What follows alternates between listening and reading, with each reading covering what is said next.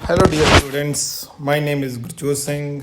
This is lecture number 6 of chemistry, class 11th, chapter structure of atom.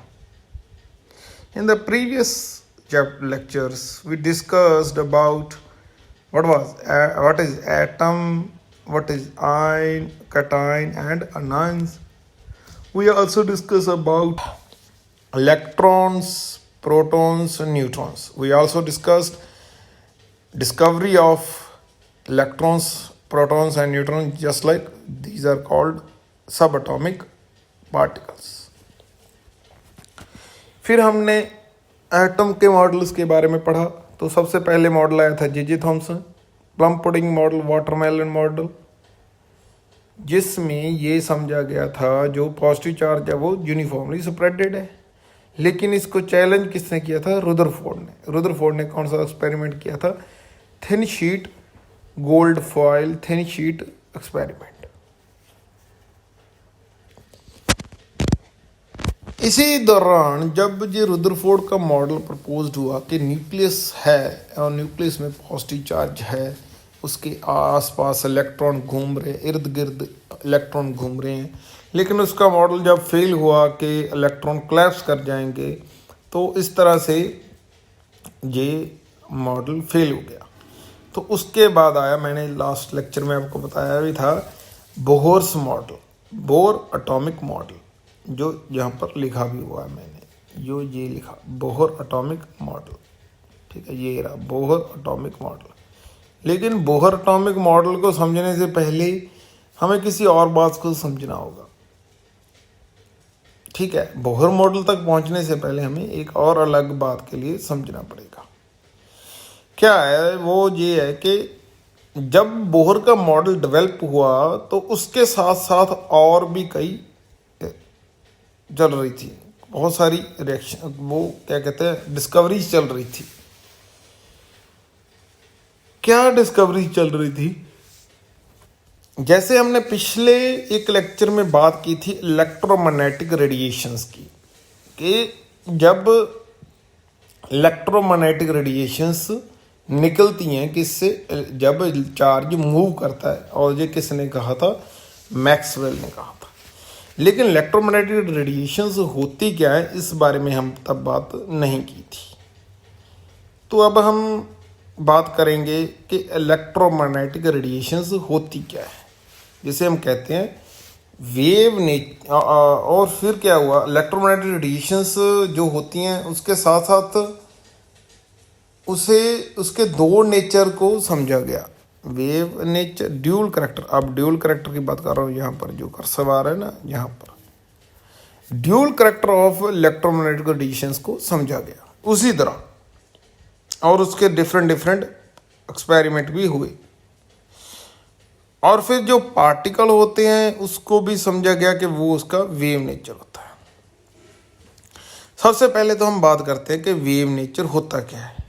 What is wave nature? तो wave nature को समझने के लिए हमें अपने बचपन को समझना होगा। जब कभी हम बचपन किसी पानी वाले किसी झील के पास जाते थे, तो अक्सर बच्चे एक ना शरारत करते हैं। क्या शरारत करते हैं? कि वो कोई पत्थर वगैरह लेकर उसमें फेंक देते हैं। जो पत्थर उसमें जब फेंका जाता है पानी में, तो उस पानी की में क्या बनती है? लहरें सी बनती हैं। ठीक है, अप एंड डाउन लहरें सी बनती हैं इस तरह से। This is called wave. इसे कहते हैं wave. Actually the definition of wave is when, आप लिख सकते हो, when a disturbance is occurred, when disturbance is occurred then wave is produced। Wave क्या होती है? जब कहीं किसी पर कोई डिस्टर्बेंस क्रिएट होती है कहीं जगह पर, तो वहाँ पर वेव क्रिएट होती है। तो बेसिकली जो वेव नेचर होती है ना, उसमें इस तरह से होता है। ये ऊपर को होती है क्रस्ट्स और नीचे को होती है ट्रफ्स। अगर यहाँ से एक लाइन खींच दे तो इस तरह से ये वेव होती है।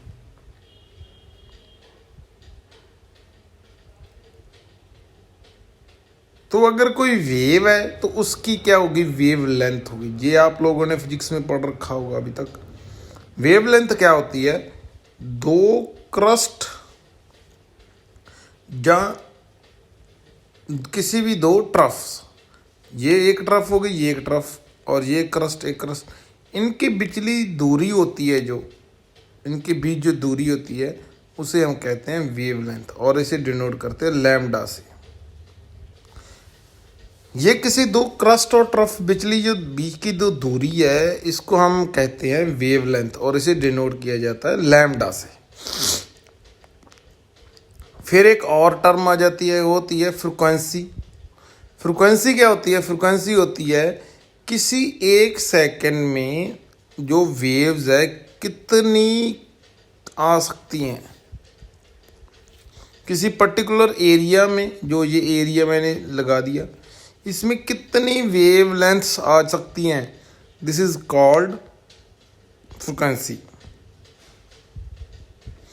अब अगर वेवलेंथ ज़्यादा होगी, वेवलेंथ ज़्यादा होगी तो ये जो वेव है इसकी संख्या कम आएगी, तो फ्रीक्वेंसी कम आएगी। और अगर वेवलेंथ कम होगी, अगर वेवलेंथ क्या है, ये दूरी है ना, अगर वेवलेंथ कम होगी तो ये जो वेव्स है एक दूसरे के नज़दीक क्लोजली पैक होंगी, तो उस पर्टिकुलर एरिया में अगर क्लोजली पैक होंगी तो ज़्यादा से ज़्यादा वेव्स आ जाएंगी, तो उसे हम कहेंगे ज़्यादा फ्रिक्वेंसी। फ्रिक्वेंसी को डिनोट कैसे किया जाता है, फ्रिक्वेंसी को डिनोट किया जाता है म्यू से, इसे कहते हैं न्यू से। अब न्यू है जो इनवर्सली प्रोपोर्शनल टू लैम्डा होता है। अब लैम्डा की यूनिट्स, अब यूनिट्स तो आपने फिजिक्स में कर ही ली होगी। यूनिट्स ऑफ लैम्डा होती हैं सेंटीमीटर और मीटर। दूरी होती है ना, दूरी, किसी दूरी को हम कैसे मापते हैं, सेंटीमीटर या मीटर से।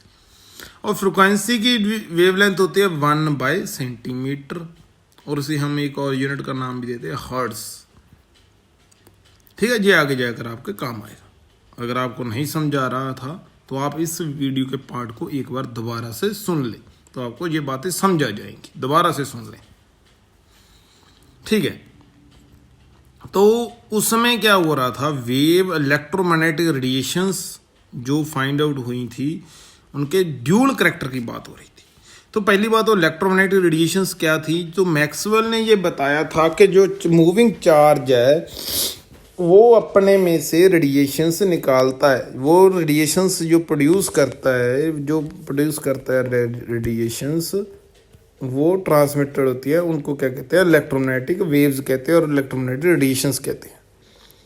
तो लाइट एक तरीके की वेव ही होती है। तो लाइट है जो वेव है, तो जब वो ट्रैवल करती है तो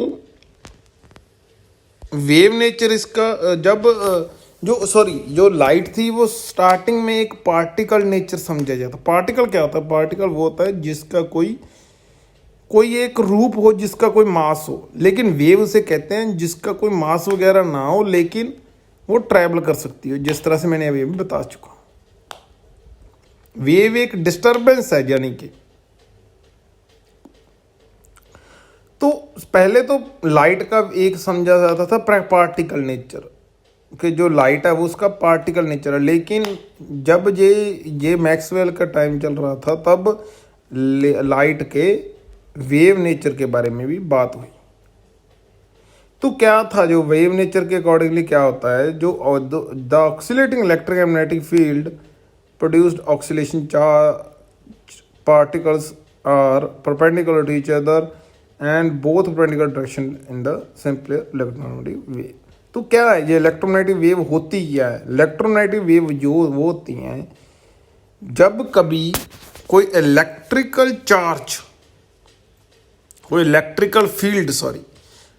field and magnetic field propagate करती हैं, तो जब वो प्रोपेगेट करती हैं एक दूसरे से 90 डिग्री यानी कि परपेंडिकुलरली, ये जो रेड वाली शो हो रही है ये एक डायरेक्शन में वेव जा रही है किसकी, इलेक्ट्रिक फील्ड की, और ये जो ब्लू वाली दिखाई दे रही है ये जा रही है मैग्नेटिक फील्ड की। तो ये जब electric field and magnetic field एक दूसरे से 90 डिग्री पर फ्लो करता है तो इस डायरेक्शन में जो एक्स एक्सिस है इस डायरेक्शन में वेव प्रोड्यूस होती है, इस डायरेक्शन में वेव प्रोड्यूस होती हैं। तो इलेक्ट्रोमैग्नेटिक वेव्स है जो, जैसे कि साउंड वेव्स है और वाटर वेव्स है, वाटर वेव को ट्रैवल करने के लिए चाहिए वाटर चाहिए, साउंड वेव को ट्रैवल करने के लिए क्या चाहिए, एयर चाहिए। अगर किसी कमरे में वैक्यूम क्रिएट कर दिया जाए तो हमें आवाज़ नहीं सुनाई देती। क्यों नहीं सुनाई देती? क्योंकि साउंड वेव्स को ट्रैवल करने के लिए मीडियम चाहिए। लेकिन जो इलेक्ट्रोमैग्नेटिक रेडिएशंस है, ईएम रेडिएशंस है, वो वैक्यूम में भी ट्रैवल कर सकती है। पहली बात तो इलेक्ट्रोमैग्नेटिक वेव्स है क्या, जब कोई इलेक्ट्रिक एंड मैग्नेटिक फील्ड एक दूसरे से परपेंडिकुलरली ट्रैवल करता है तो उस डायरेक्शन में, जिस डायरेक्शन में वो परपेंडिकुलरली ट्रैवल कर रहा है, तो उस डायरेक्शन में ईएम वेव्स रेडिएशंस प्रोपेगेट करती यानी कि चलती हैं। लेकिन इन्हें चलने के लिए वैक्यूम की ज़रूरत, किसी भी मीडियम की ज़रूरत नहीं होती। जैसे कि रोशनी है, लाइट है, आपको सन से रोशनी लगातार मिल रही है, लेकिन ये वेव है, रोशनी लाइट एक वेव है, इसके आसपास इलेक्ट्रिक एंड मैग्नेटिक फील्ड होता है। लेकिन जो सन से लेकर हमारे इस धरती तक पहुंचने तक कई लाखों करोड़ों जो किलोमीटर की दूरी है वो उसमें वैक्यूम है। ये जो मीडियम है एयर का, ये तो हमारे यहाँ इस 80 किलोमीटर तक ही है, उसके आगे तो लाखों किलोमीटर तक सिर्फ वैक्यूम ही है, कुछ भी नहीं है, कोई एयर नहीं, कुछ नहीं है। तो जो ईएम रेडिएशंस है वो वैक्यूम में भी ट्रैवल कर सकते हैं। तो फिर उसके बाद ये फाइंड आउट हुआ जो ईएम रेडिएशंस है वो बहुत तरह के, जैसे मैंने अभी बात किया, अगर वेव होगी तो उसका वेवलेंथ होगी या फ्रिक्वेंसी होगी। तो इस तरह से अलग अलग अगर फ्रिक्वेंसी होगी तो अलग अलग वेवलेंथ्स होगी, अलग अलग वेवलेंथ्स हैं तो उनका नेचर भी क्या होगा, अलग अलग होगा। तो इस तरह से डिफरेंट वेवलेंथ्स, जब डिफरेंट वेवलेंथ्स की वन अनदर, अगर कोई डिफरेंट वेवलेंथ्स एक दूसरे से वेवलेंथ को अगर मिलाया जाए तो उन्हें क्या कह देते हैं, इलेक्ट्रोमैग्नेटिक स्पेक्ट्रम कहते हैं।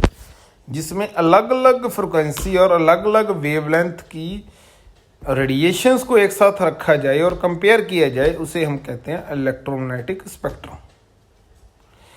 मतलब इलेक्ट्रोमैग्नेटिक स्पेक्ट्रम वो है जिसमें हम different kind of electromagnetic radiations को एक सीरीज में रखते हैं। मींस एक सीरीज जिसमें अलग अलग इलेक्ट्रोमैग्नेटिक रेडिएशंस को रखा जाए जिनकी अलग अलग फ्रिक्वेंसी और वेवलेंथ हो, तो उसे हम कहते हैं इलेक्ट्रोमैग्नेटिक स्पेक्ट्रम। जैसे आपके स्कूल में कक्षाएं हैं, क्लासेस हैं, वो अलग अलग है, कैसे कोई 7th क्लास है, 8th क्लास है, 9th क्लास है, फिर उसके आगे सेक्शन भी बने हुए होते हैं, तो अलग अलग वेवलेंथ होगी लेकिन उनको अलग अलग रखा जाता है। ठीक है, इस तरह से समझा जाता है। तो different units represent electromagnetic radiations. तो मेनली जो मैंने बात की थी, जो फ्रिक्वेंसी है उसके यूनिट्स होते हैं हर्ट्ज होते हैं, और जो वेवलेंथ है उसके यूनिट्स होते हैं सेंटीमीटर।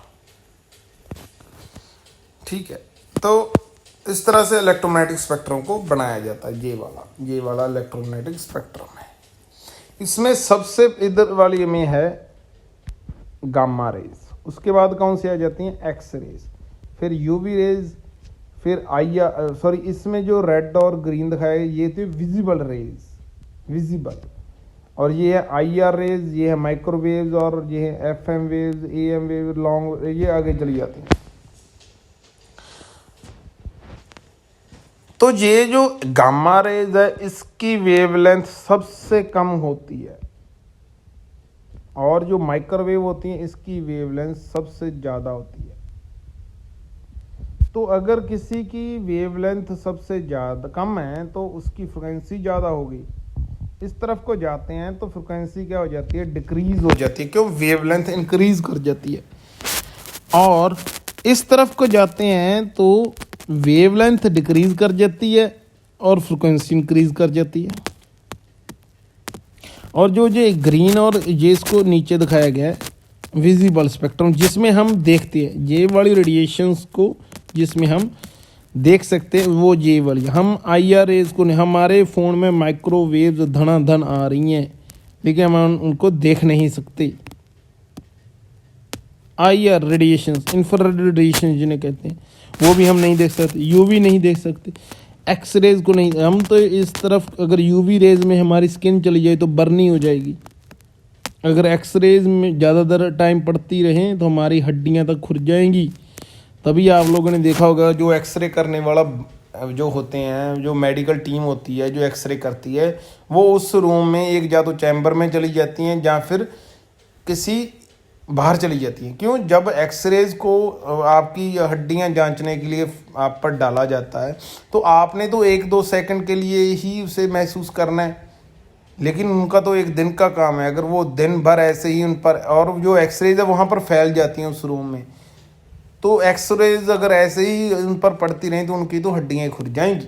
इतनी फ्रिक्वेंसी ज़्यादा, अगर फ्रिक्वेंसी ज़्यादा होगी तो उसकी पावर ज़्यादा होती है। ये गामा रेज की फ्रिक्वेंसी सबसे ज़्यादा होती है। तो ये है इलेक्ट्रोमैग्नेटिक स्पेक्ट्रम, जिसमें डिफरेंट काइंड ऑफ वेव्स को एक सीरीज में रखा जाता है।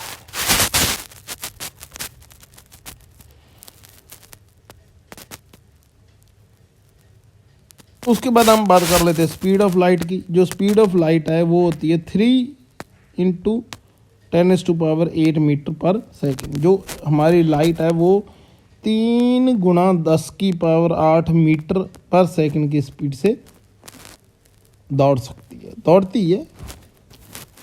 तो इस तरह से हम इलेक्ट्रोमैग्नेटिक स्पेक्ट्रम को समझते हैं। Thank you.